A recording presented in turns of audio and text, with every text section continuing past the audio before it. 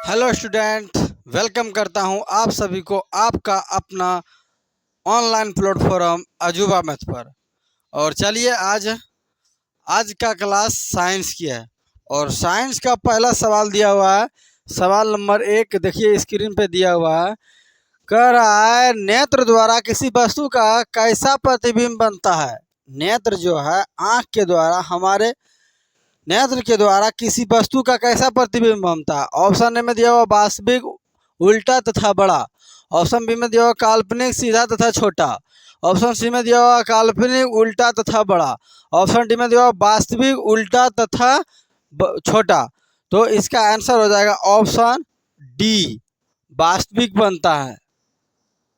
वास्तविक उल्टा बनेगा, उल्टा बनेगा तभी ना देख पाएंगे हम लोग। अगर सीधा बन जाएगा तो सीधे दिखाई देगा, उल्टा बनेगा तब ऐसे दिखाई देता आईना की तरह उल्टा। और क्या हो जाएगा, छोटा हो जाएगा। नहीं तो जितना बड़ा वस्तु रहेगा उतना छोटा हो जाएगा, और जितना बड़ा वस्तु रहेगा उतना बड़ा बन जाएगा ना।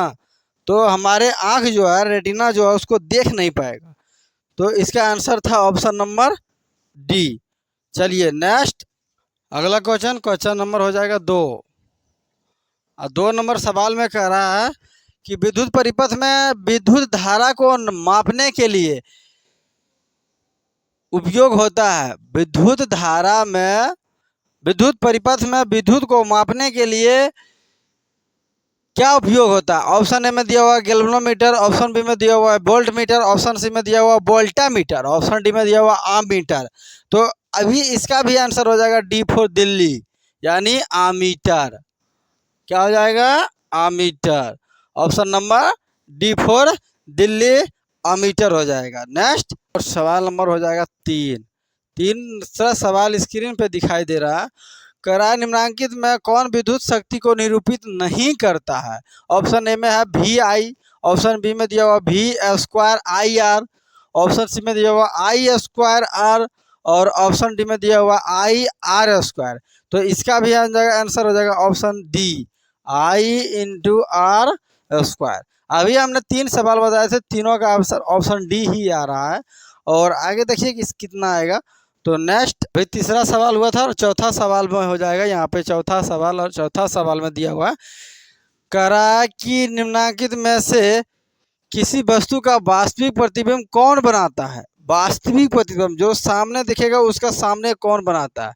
तो ऑप्शन में कांच की पट्टियाँ, ऑप्शन बी में दिया हुआ है उत्तल लेंस, ऑप्शन सी में दिया हुआ अवतल लेंस, ऑप्शन डी में दिया हुआ इनमें से कोई नहीं। तो इसमें जो है ऑप्शन नंबर सी हो जाएगा अवतल लेंस। अवतल लेंस जो है किसी वस्तु का वास्तविक प्रतिबिंब बनाता है। अवतल लेंस जो है किसी वस्तु का वास्तविक प्रतिबिंब बनाता है। तो ये है ऑप्शन नंबर सी। और नेक्स्ट अगला क्वेश्चन नंबर हो जाएगा अपनी 5। और सारे क्वेश्चन को आप लिखते जाइए, याद करते जाइए। 5 में कह रहा है फोटोग्राफी कैमरा का अभिदृश्य होता है। फोटो जो खींचता है ना कैमरा, उसका जो आगे में जो दृश्य रहता है, वो जो लेंस लगल रहता है, वो क्या कौन सा लेंस रहता है। तो ऑप्शन ए में दिया हुआ अवतल लेंस, ऑप्शन बी में दिया हुआ अवतल, ऑप्शन ए में दिया हुआ अवतल दर्पण, ऑप्शन बी में दिया हुआ अवतल लेंस, ऑप्शन सी में दिया हुआ उत्तल लेंस, ऑप्शन डी में दिया हुआ उत्तल दर्पण। तो कैमरा जो खींचता है, जिससे फिगर बड़ा और छोटा करता है, जूम और आउट करता है, उसको कहते हैं हम लोग उत्तल लेंस। क्या कहते हैं, उत्तल लेंस कहते हैं, उत्तल लेंस। और उत्तल लेंस इसमें क्या दिया हुआ, ऑप्शन सी में दिया हुआ है उत्तल लेंस। नेक्स्ट अगला सवाल और सवाल नंबर हो जाएगा अपनी 6। छठा नंबर सवाल में कह रहा है कि वोल्ट भी बराबर होता है। वोल्ट भी बराबर होता है, किसका बराबर होता है। तो ऑप्शन में दिया हुआ है कुलाम बटा जू, मतलब सी बटा जू जे। तो सी से होता है कुलाम और जे से जूल होता है। ऑप्शन बी में दिया हुआ है जूल बटा कुलाम, यानी जे बटा सी, और ऑप्शन सी में दिया हुआ जे बटा ए, ऑप्शन डी में दिया हुआ ए बटा जे। तो इसका आंसर हो जाएगा ऑप्शन नंबर बी, यानी जे, इसका जे और बटा में हो जाएगा सी, बटा में हो जाएगा सी, यानी जून बटा कुलाम, जून बटा कुलाम हो जाएगा। नेक्स्ट अगला सवाल और सवाल नंबर 7। अभी आपने 6 देखे थे और 7वां सवाल में कह रहा है कि विद्युत आवेश के प्रवाह दर को कहते हैं। विद्युत आवेश यानी कोई भी तार में जो विद्युत आवेश पार होता है उसके दर को कहते हैं। तो ऑप्शन में दिया हुआ विद्युत धारा, ऑप्शन बी में दिया हुआ विद्युत वाहक बल, ऑप्शन सी में दिया हुआ विभवांतर, ऑप्शन डी में दिया हुआ इनमें से कोई नहीं।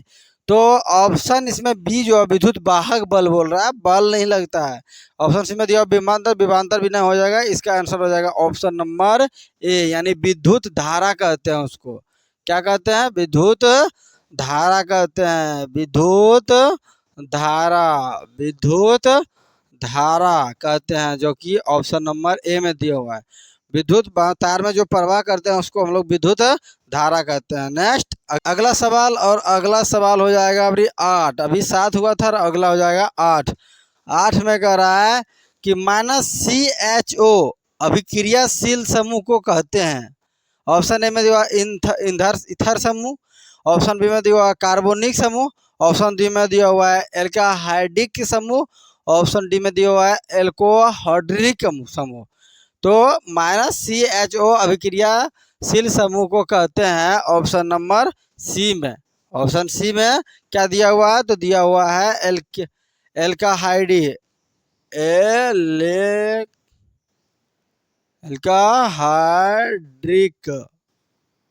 हाइड्रिट क्या लिखा हुआ है? एल्काहाइड्रिट समूह।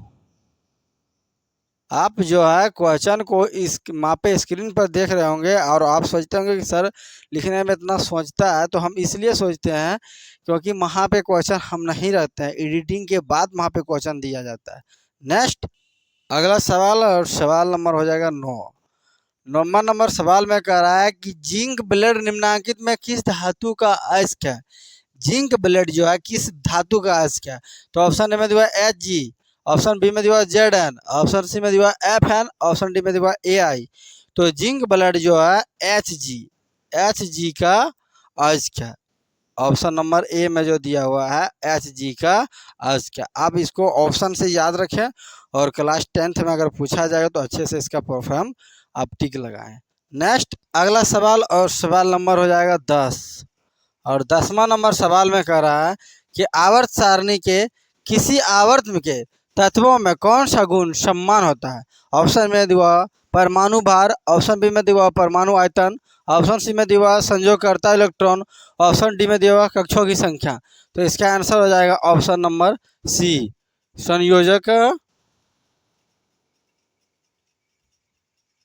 संयोजकर्ता इलेक्ट्रॉन।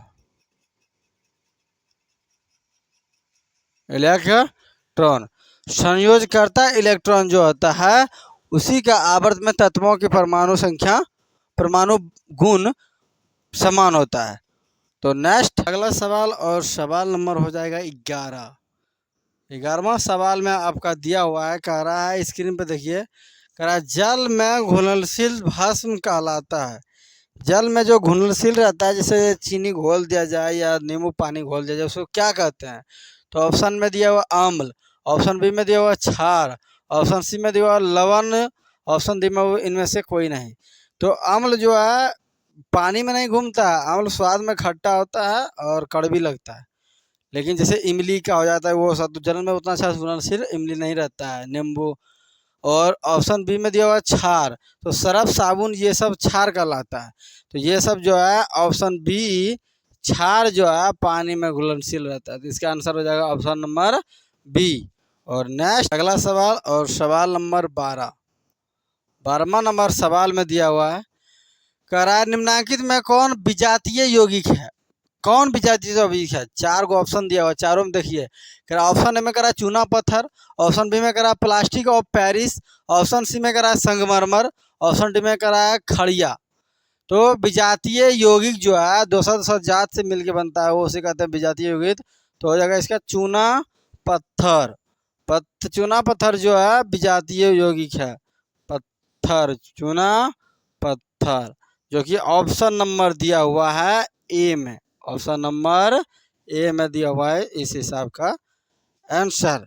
नेक्स्ट अगला 12 हो गया। अगला सवाल हो जाएगा 13। 13वां नंबर सवाल में कहता है कि निम्नलिखित में कौन संक्षारित अम्ल है? कौन सा समक्षारित अम्ल है? ऑप्शन ए में दिया हुआ मेथेनॉइक अम्ल, ऑप्शन बी में दिया हुआ सल्फ्यूरिक अम्ल, ऑप्शन सी में दिया हुआ एथेनोइक अम्ल, ऑप्शन डी में इनमें से कोई नहीं। तो इसका आंसर हो जाएगा ऑप्शन नंबर बी।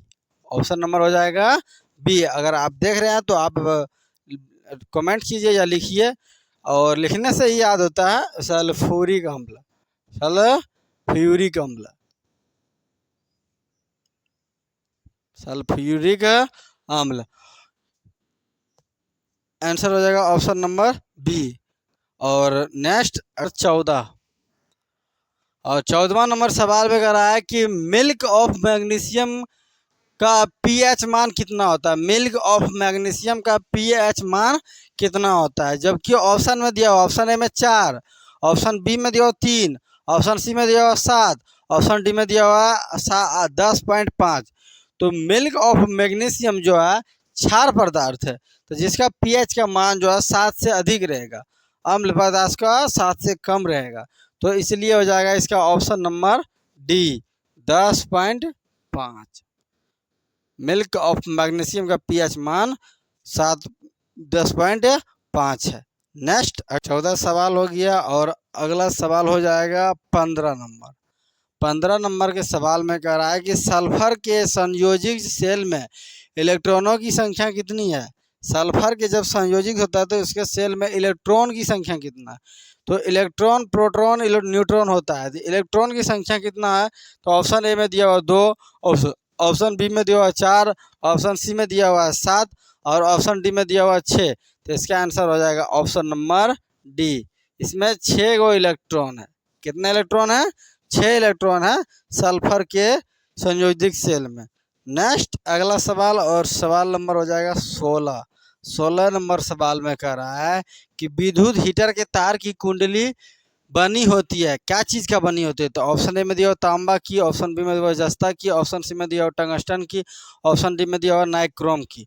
तो विद्युत हीटर जो होता है ना, हीटर जिसे हम लोग मोटर चलाते हैं, या तो इंडक्शन जो खाना बनाते हैं, हीटर वाला तार जो लगा होता है, वो सभी तार जो है ऑप्शन डी में जो दिया हुआ है नाइक्रोम।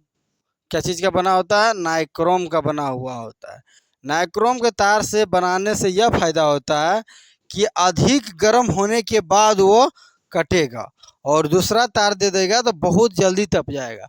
आप बता दीजिएगा हमको कि बल्ब जो बनता है, बल्ब जो बिजली का बल्ब होता है, उसका टंगस्टन बल्ब का टंगस्टन क्या चीज़ का होता है?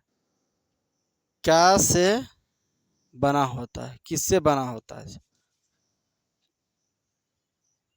किससे